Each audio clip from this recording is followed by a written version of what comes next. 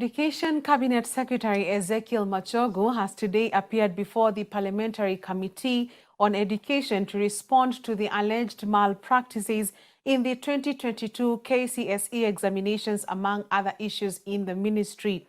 The progressive probe by the members of Parliament over alleged cheating in the exams follows mixed reactions from Kenyans after the release of the results, especially after many schools appeared to have all students qualifying to join universities.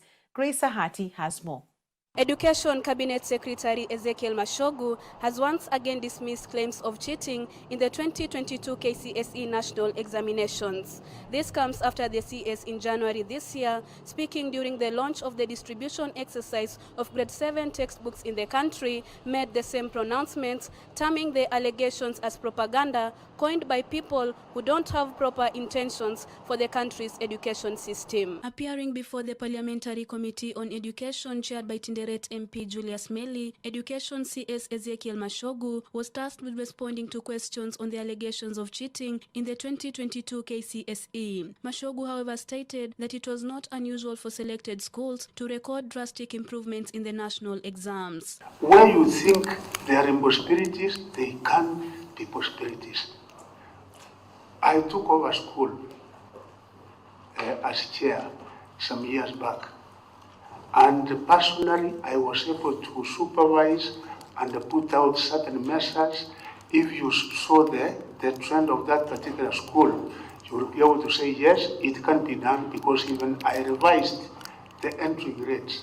So unless you go to that particular specific school and say what kind of measures were put in place, you cannot be able to condemn and say, no, it cannot be done, because what I'm telling you, it is not a miracle, it is doable, it has been done, and the people who do it are like you and me, human beings. Machogu highlighted the performance of Kisii and Nyamira counties, which have been at the center of attention over their sterling performance, dismissing reports that the two counties had the highest number of candidates with straight A's in the KCSE exams. According to him, Siaya topped in Nyanza region with 72 A's, followed by Homa Bay and Migori with 62, Kisumu 59, and Nyamira had 30 A's. I assure you that at the helm of that ministry, and I put things in place, although we came in the last minute, saying accountability will be at the personal level. We did introduce certain measures which I will be able to show you as we move forward, which I believe that what our students got was the real grades. And that information being perpetrated, the kind of propaganda we are getting is on unfounded. The 2022 KCSE examination was credible.